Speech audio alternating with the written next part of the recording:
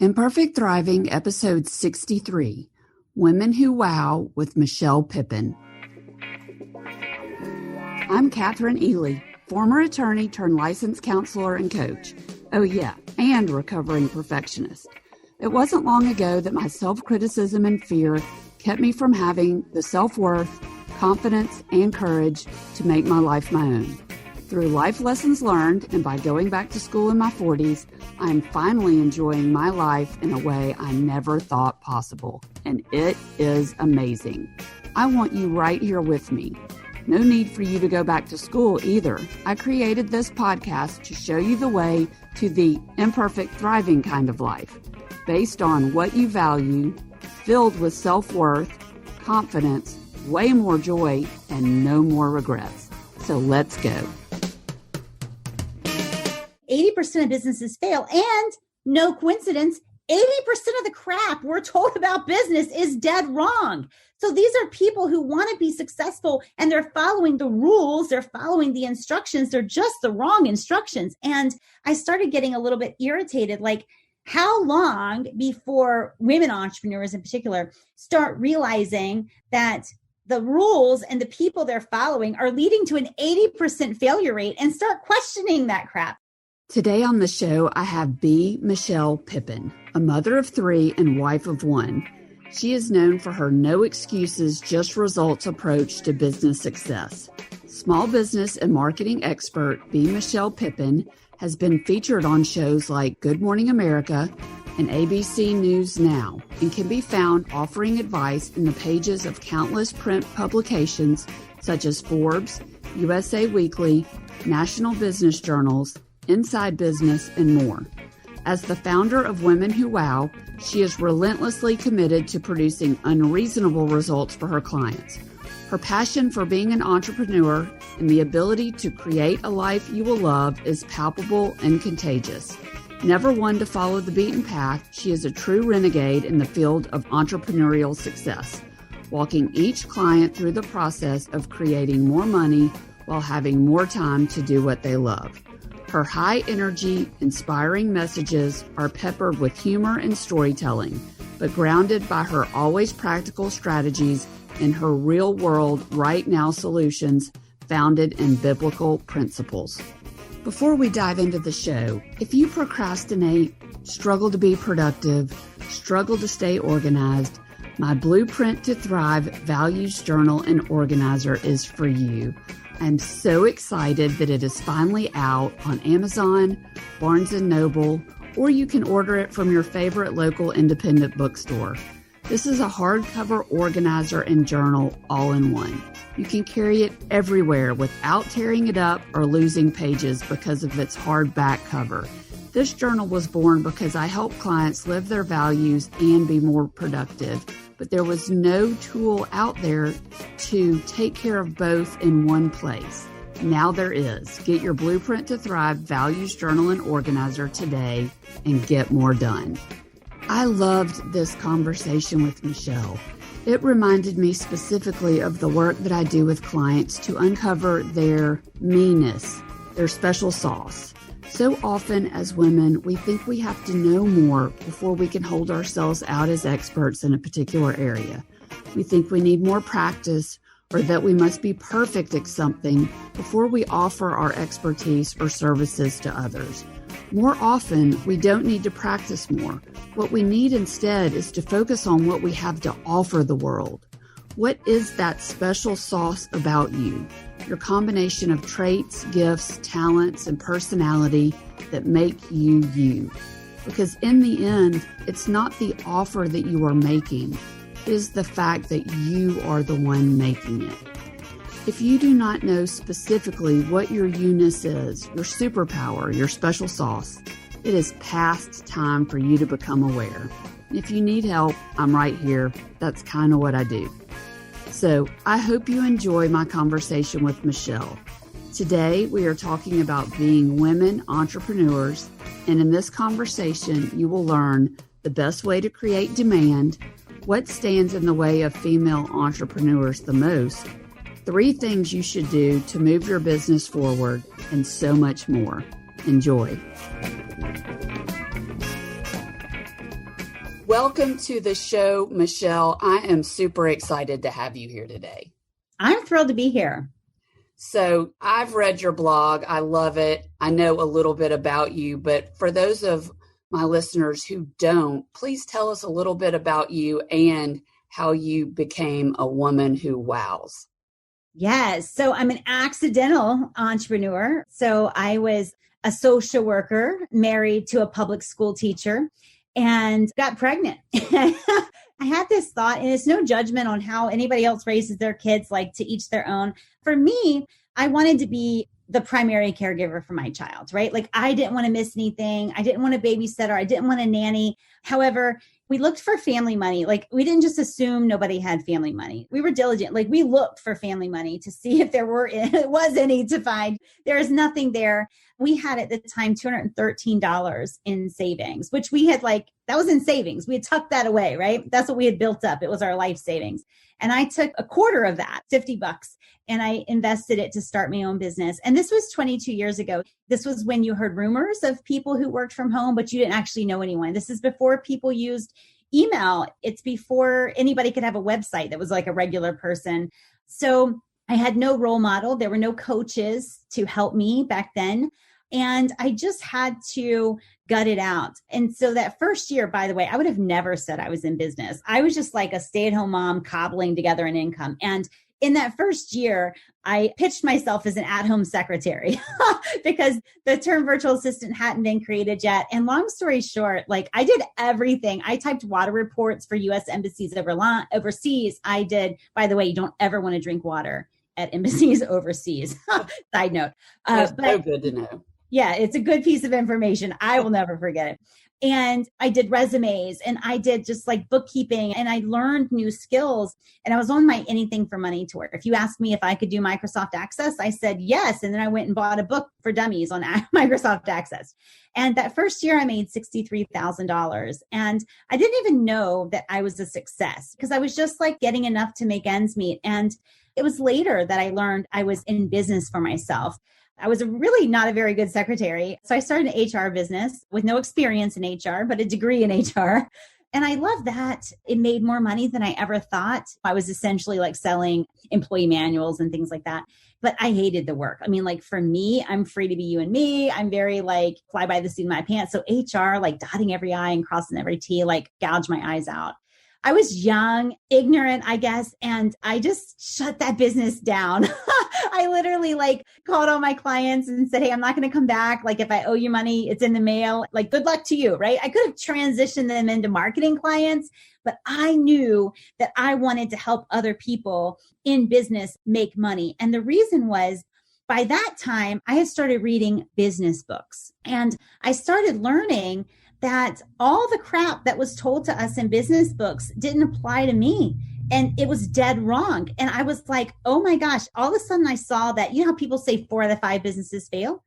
All of a sudden I got it. I'm like, all right, 80% of businesses fail. And no coincidence, 80% of the crap we're told about business is dead wrong. So these are people who want to be successful and they're following the rules. They're following the instructions. They're just the wrong instructions. And I started getting a little bit irritated. How long before women entrepreneurs in particular start realizing that the rules and the people they're following are leading to an 80% failure rate and start questioning that crap? That's kind of my story. So after my HR business, I became a business coach and a copywriter largely. I was more consultant than coach. I'm kind of a crappy coach because I'm more interested in the outcome than your journey, right?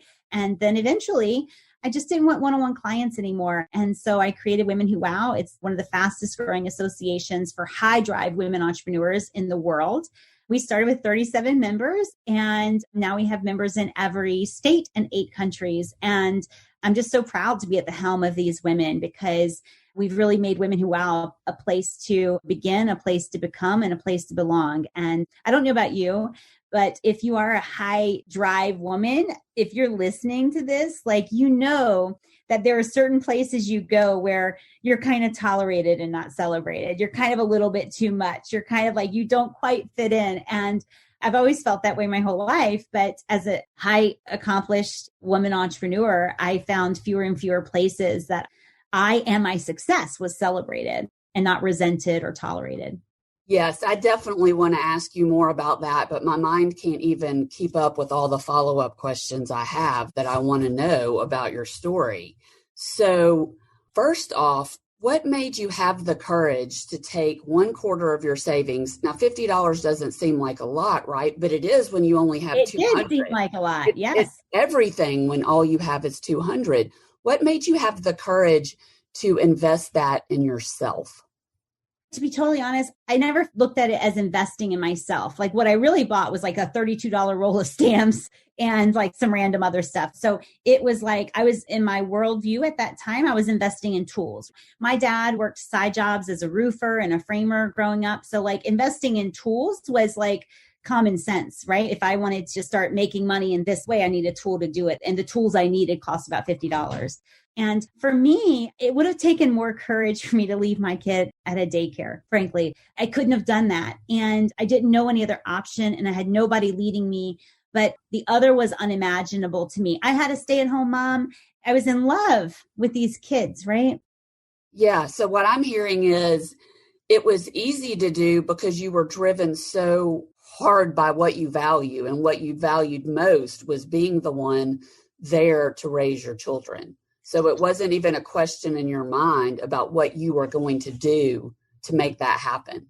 Exactly. Like to me, my kids I bore naturally, like with midwives instead of doctors and stuff. I didn't leave a plan B for like a doctor who'd give me an epidural or, you know what I'm saying? Like, and maybe people think that's ignorant, right? Something could have gone wrong. And I get that. But for me, it's like, if you leave room for a plan B, that's when you need a lot of courage and stick-to-itiveness or whatever. And to me, I'm like, I got two options. I'm literally going to have to start looking for a place to drop my kid off, or I'm going to think something else up. And I grew up very working class. And I always saw my dad, he worked at a factory job, but he also had tons of side jobs. Like he would roof or he would frame or whatever. And so like, I grew up understanding that if you were willing to work, you could make money. And so even through college, I did put myself through college. I was broke as a joke. I mean, I didn't even know how to be that broke. But I kind of had the philosophy, like if I needed money, I could make money. I could write someone's thesis. I could pick up an extra shift at the restaurant. I could do whatever, right? Like there were always ways I could make money. And so at that time, I didn't think about starting a business, but I was like, what are the different ways I can make money? And I had my Anything for Money tour is impressive. We got a little creative with it, but it went off. I love that. That's one of the things that I do with my clients is we look at our 8 domains in our lives and really get down to what it is they value, not what other people tell them they should value, but what they value. And then that becomes your compass. It makes all of your decisions easy, right? It's huge because as women, I think I read that your kids are grown like mine. I have a 15-year-old, a 22-year-old, and a 20-year-old. So okay, yeah. 2 almost grown, yes. Yeah, so I have a 22-year-old, one who will be 20 next month, and then a 18-year-old.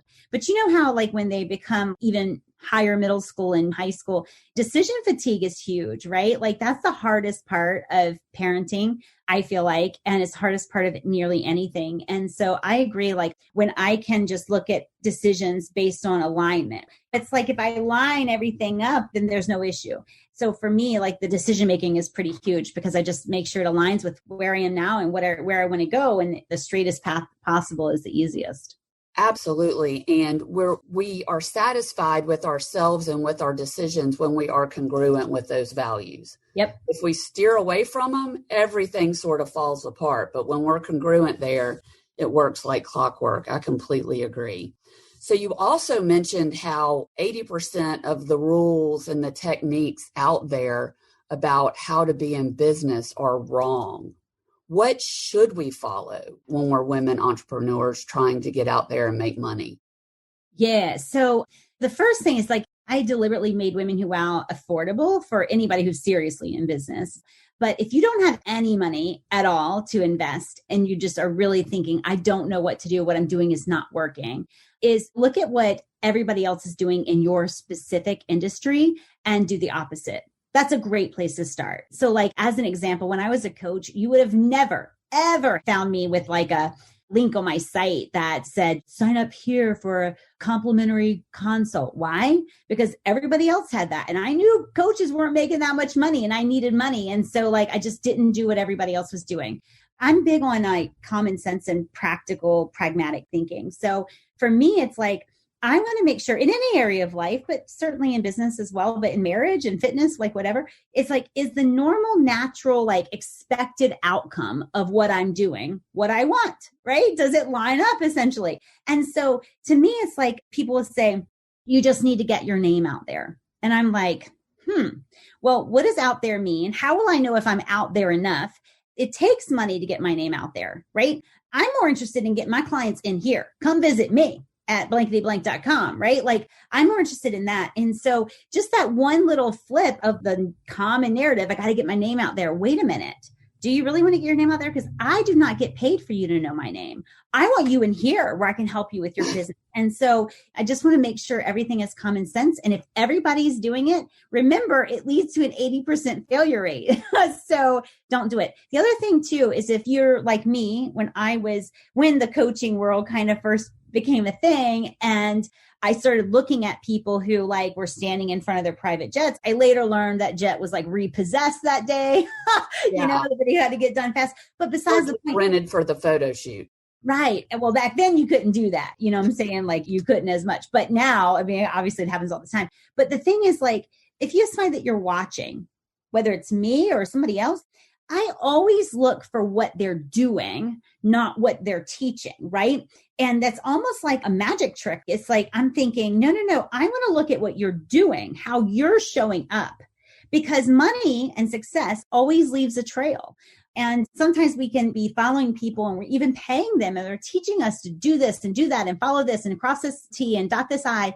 And in truth, you have to be like, wait a minute, what are they doing to have that success? And we don't get paid well. You don't get paid handsomely to be a doer of a thing, right? Like you've got to really start to build in some positioning within your market and build in demand for your voice and all of that stuff, which is pretty easily done as long as you take a direct path to it. Yes, I absolutely love that.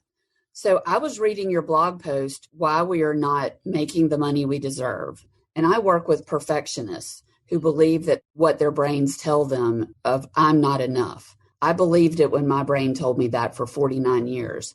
So I've only been away from that thought for a couple of years now. And you mentioned never thinking I'm not enough, but rather thinking I'm too much. I find this fascinating because now that I'm confident in my purpose, now that I have made this big transformation that I made over the last few years, I feel that thought creeping in sometimes of might be too much for people, right? Versus I'm not enough. I don't hang on to it or believe that it's true, but it passes through my brain. Tell me more about when you first realized that you had this thought and how it affected you. Oh, I think my whole life. So my parents are amazing parents. And I always say that like my confidence far surpasses my actual ability. But I prefer it that way, right? Because there's a lot of people who are so able, but they hold themselves back by being a perfectionist, by earning another certification, another degree or whatever. And I'm like, God, woman, why are you trying to prove so much? Just go out there and be, right? Like just go out there and impact people.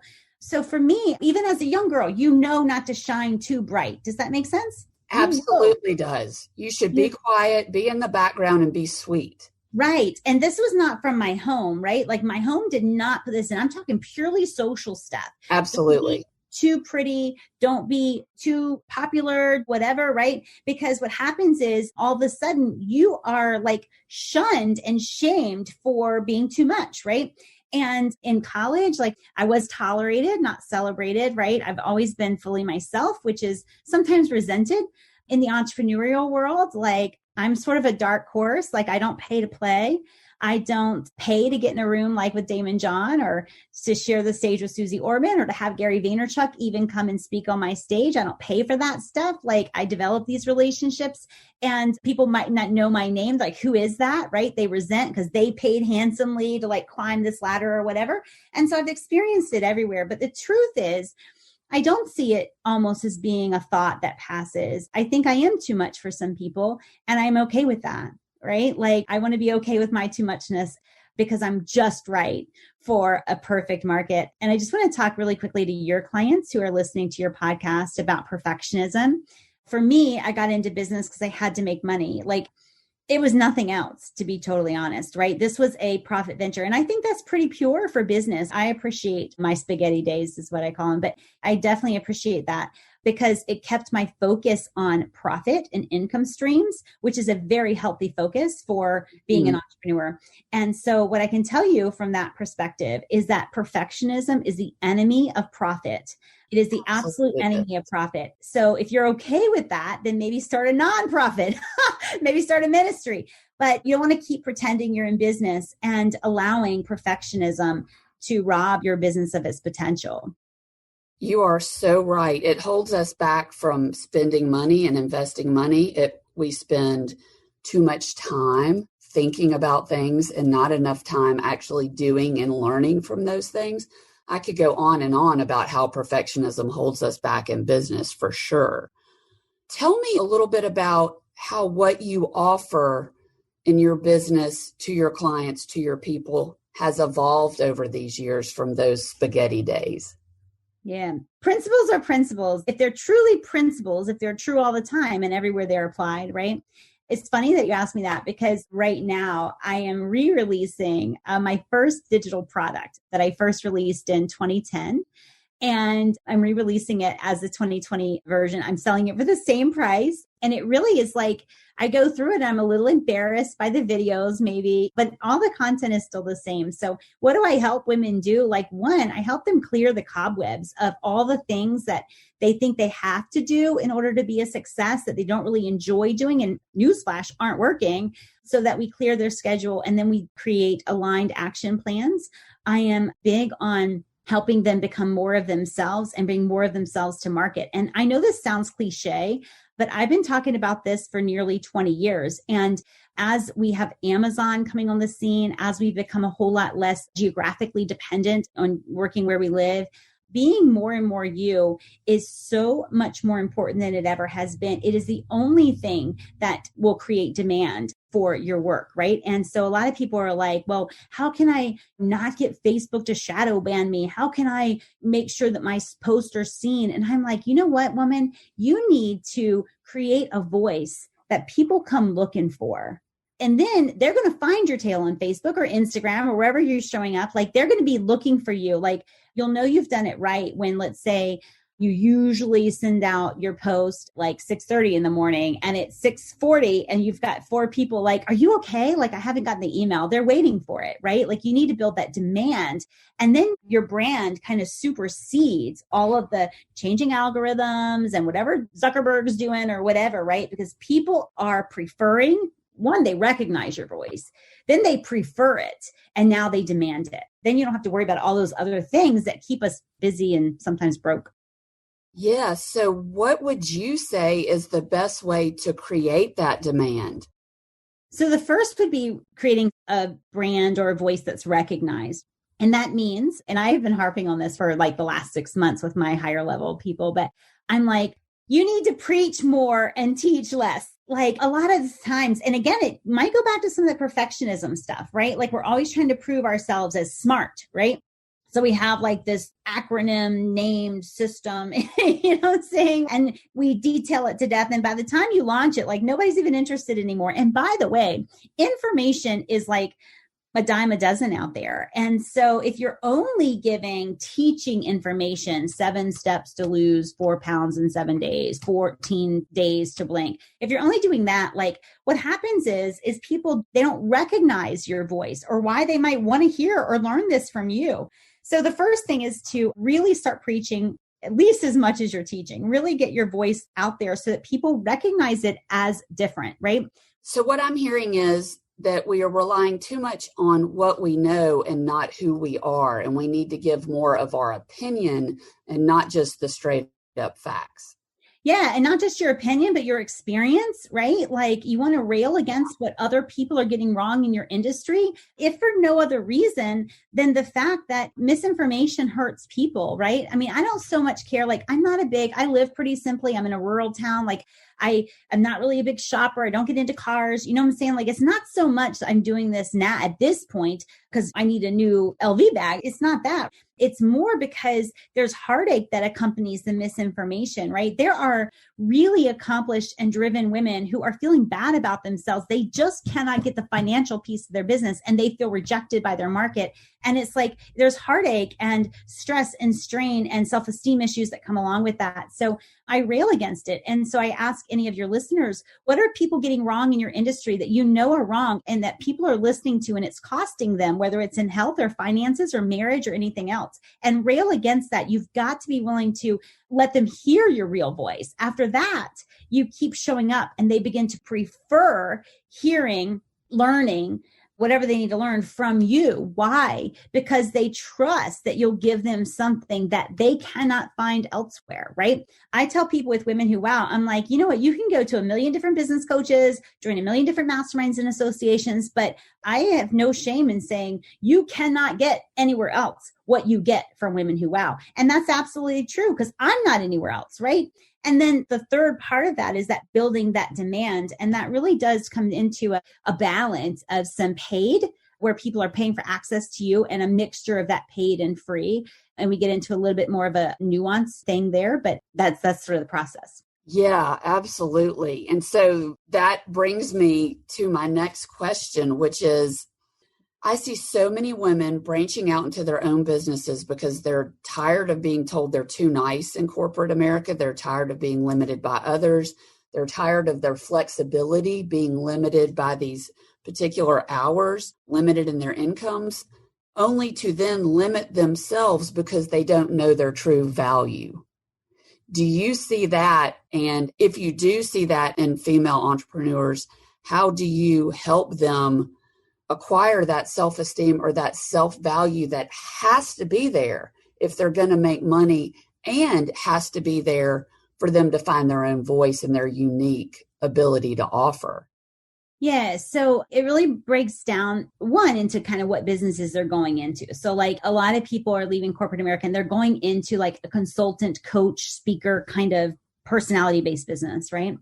And so on that end, it can feel very intimidating because I'm not saying to you right now, like if you and I were on a sales call and I'm like, hey, I'm selling this widget, like here it is, and it's 4 inches long and it does this. Do you want the widget? And you say, actually, I don't want the widget. No, I'm saying, do you want me?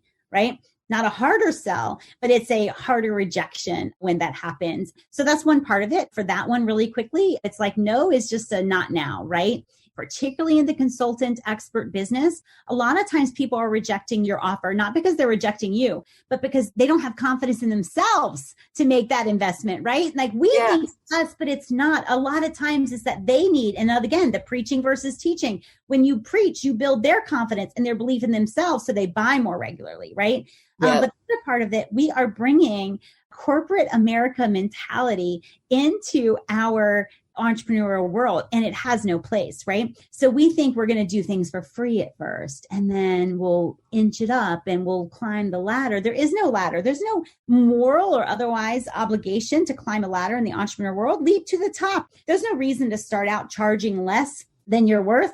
And I would venture to say that even when your confidence, you have what I call like a confidence lag or confidence lapse, which means nothing. It only means that you're human. Like, don't read into it. It's not some big sign. It just means you're human. And so when you have that, what I want you to understand, particularly if you need money right now, like you do not have to get that confidence sorted. You can take confident action even when you feel unconfident, right? You can price confidently even if you're scared. And it's like, do it anyway, right? So to me, I feel like they're bringing in this corporate mentality of climbing some ladder. They need to own who they are. And when they are in doubt, when they think, oh my God, I can't pull this off, practice in a mirror. Practice, say it confidently, act confidently, because that builds confidence. Yes, I could not agree more. Like, I want to say amen to all of that, because what I help my perfectionists do is to understand that how they do in business, how much money they make, how they value themselves, how they price themselves and their services begins and ends with what they think of themselves.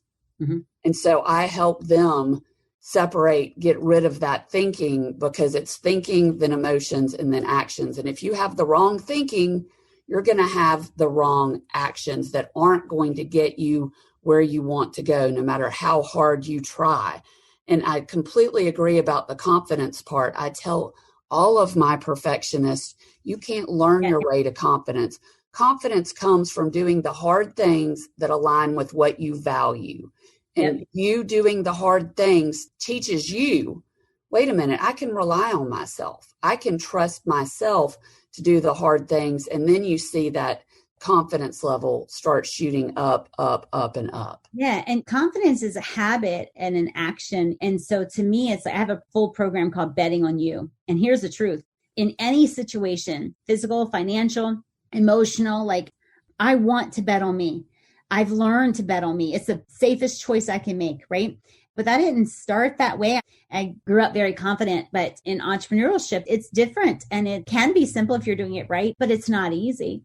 And there's a lot of things we have to wrestle through. Like if your bills aren't paid elsewhere, as mine were not, some anxiety over money. And then there's like rejection stuff and all of that. And I can tell you the difference between like when I made 5 figures a month, 6 figures a month, I can tell you the main difference was I did not allow my emotions to dictate my actions. So like at 5 figures a month, you can gut out 5 figures a month and you can still like get in your head and, oh, I don't feel like this today. At 6 figures a month, when you see someone at that level, you know what? The biggest difference between them and you is not their certifications or how much money they're spending on Facebook ads. I don't even do that kind of crap. But like what is important to understand is that our drama, we don't get into the drama so much. It's like I say, do you want to buy the widget? And you're like, Michelle, I don't like that widget. I hate the color. It sucks. And I'm like, all right, next, right?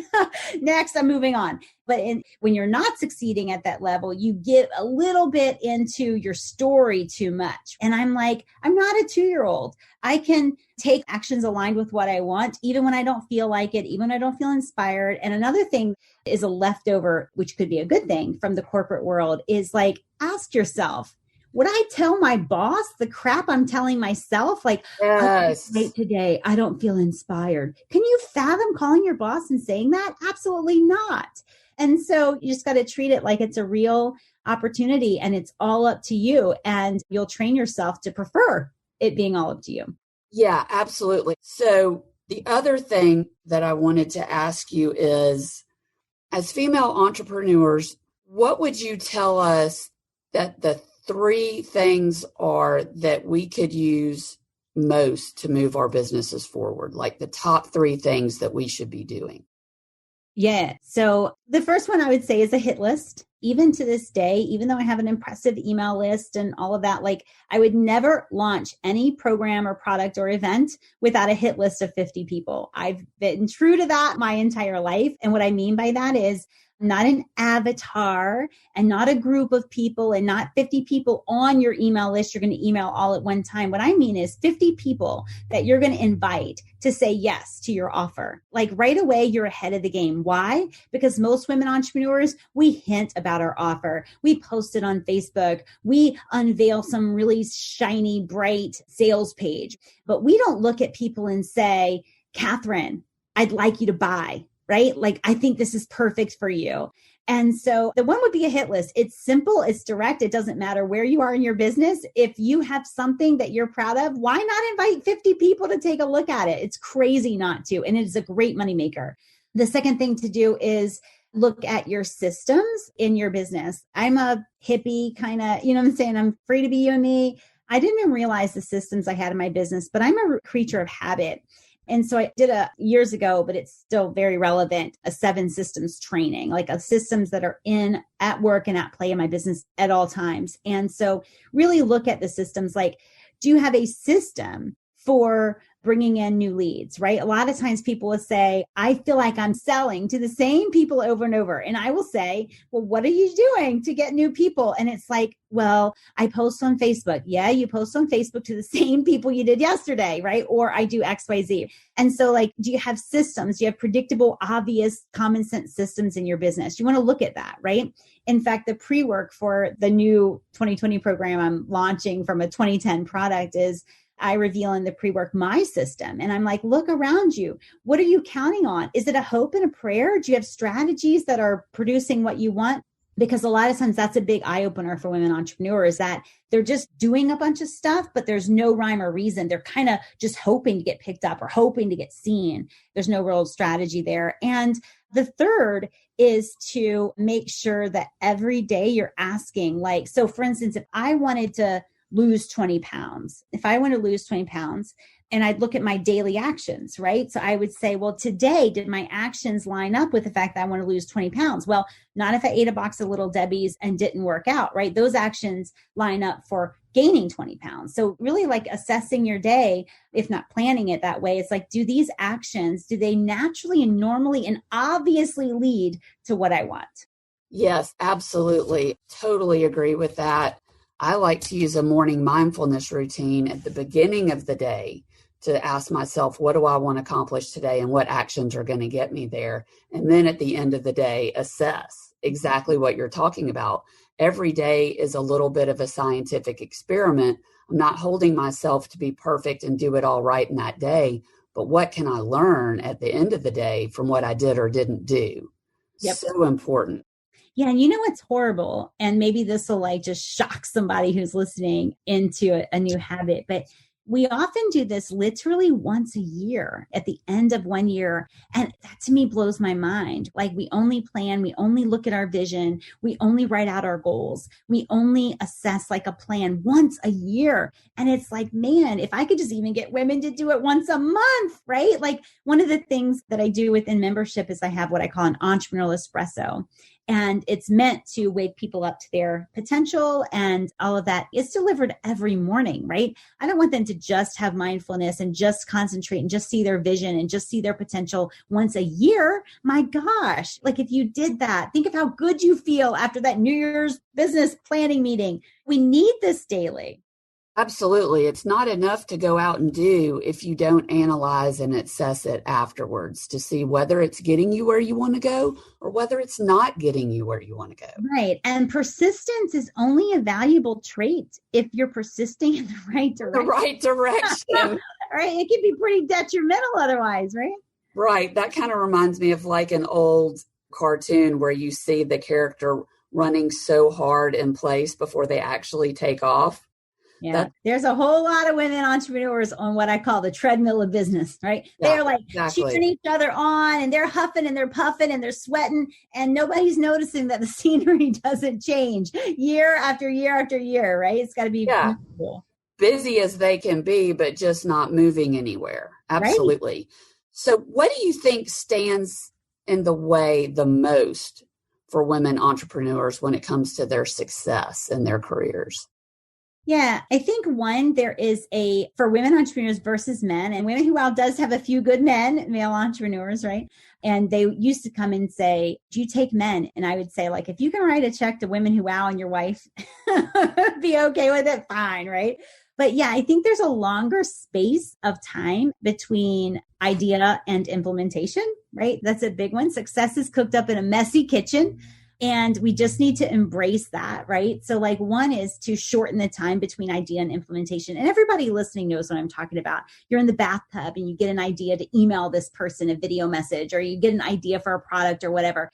And there's a shelf life on our ideas. It's like the manna in the Old Testament. Like it grows moldy if we save it too long. And all of a sudden that great idea we were thinking was amazing is going to finally be the thing. 2 days later, we're thinking, what were we thinking? It's because the shelf life ran out. So that would be one thing. The other thing is we get too caught up in our emotions. And I'm a very emotional person. I'm a very loving and physically affectionate and available mother, like all of those things. But I'm not led around by the nose by my emotions. Like I can feel something and take an action anyway. And I call it adulting. But a lot of times we give too much credence to how we feel. But the truth is emotions are fleeting. And so if I'm feeling like a loser and I'm unconfident this morning, I'm not going to feel confident by nursing that emotion. I'm going to have to take action. So I think that taking dominion over our emotions, shortening the time between idea and implementation is two. And also surrounding yourself with women who do not tolerate mediocrity in any area of their life. Like that was the biggest thing for Women Who Wow. Like I know I started it, But I great value out of the fact that I'm surrounded by women who aren't playing business. They're not doing business just to tell their husband what they did all day, right? Like they're actually like creating jobs and creating success and taking the world by storm and creating the life that they really want. And they feel proud of it, right? I'm surrounded by a bunch of proud and accomplished women.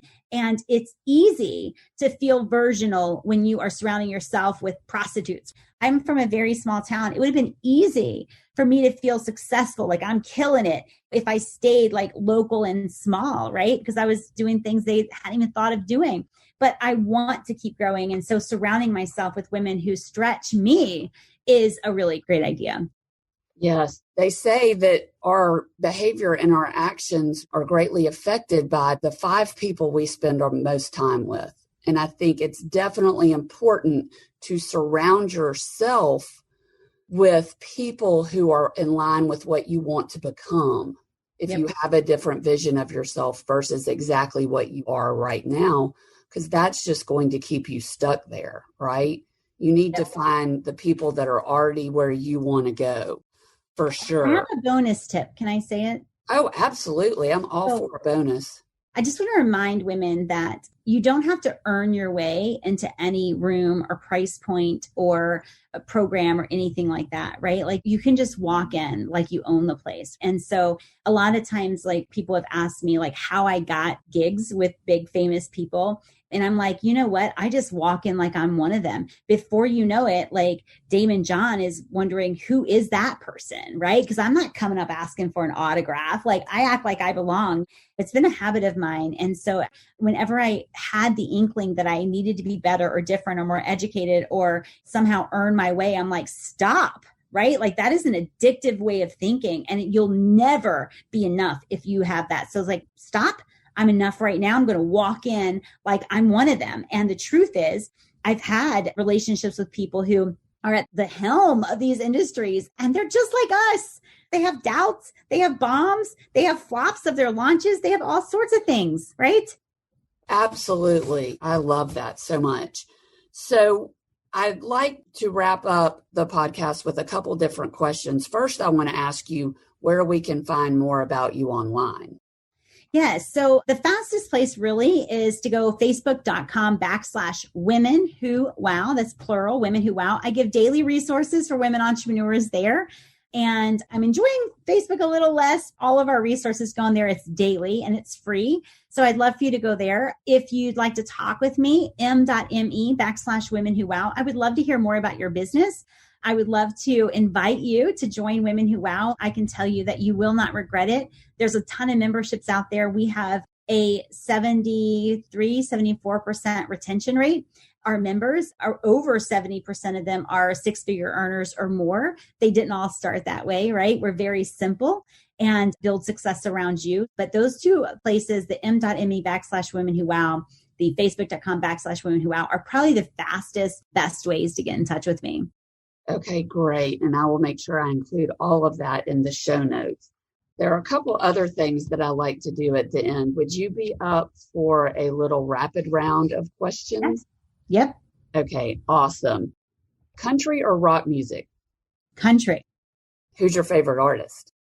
Oh my gosh, I never have a favorite artist. I would have like favorite groups of artists. Alabama, Kenny Rogers, Dolly Parton, Reba McEntire, old school country. Old school, real country. Yes. Awesome. I was country before country was cool, right? There you go. And it's kind of funny because the way you look reminds me of Miranda Lambert. I'm sure you probably get that. I get that a lot. Yeah, absolutely. Jeep or Mercedes? Probably a Jeep. Are you more visual or auditory? Auditory. I'm actually legally blind without my lenses in. So seriously? I want to be visual. Yeah, definitely. Neutral or bright colors? Neutral. Cardio or weights? Cardio. Mick Jagger or Nelly? I really don't care for either one of them. I don't dislike either of them, but like I'm ambivalent towards both. So who would you fill in the blank with? Are they both music stars? Yes, Mick Jagger, Rolling Stones, and then Nelly, more rap. Oh, gotcha. Yes. So I would think like, I also do like some rock, like Red Hot Chili Peppers, right? Yeah. Beastie Boys, 90s kind of stuff. Yeah, definitely. But it's funny. I've only been to one concert my whole life, and it was called the Horde Fest. And it was like a bunch of different people, but I've never loved one artist so much except for Nirvana, Red Hot Chili Peppers, or Alabama. And I've never been to any of their concerts, but I've really never loved many artists enough to sit through. Like I like 3 songs that they do, right? So like to go to a concert where all their songs would be boring to me, but oh my gosh, I love a good concert. I was trying to make a list of all the concerts that I've been to starting in middle school for my kids to see. It was like 30 something at least. I couldn't even remember. Oh, wow. I like the feeling of being in the presence of people that are excited in the live music. Love it. Snow skiing or water skiing? Snow skiing. Popcorn or candy at the movies? Candy. Milk duds. Milk duds. Absolutely. Obviously. Calf or decaf? Oh my gosh, caffeine for sure. For sure, all day long. Roses or tulips? Tulips. Beautiful. So I've appreciated having you here today. I've absolutely loved our conversation. And I want to finish up with one more question. What is one imperfect action we can all take today to move closer to our best lives?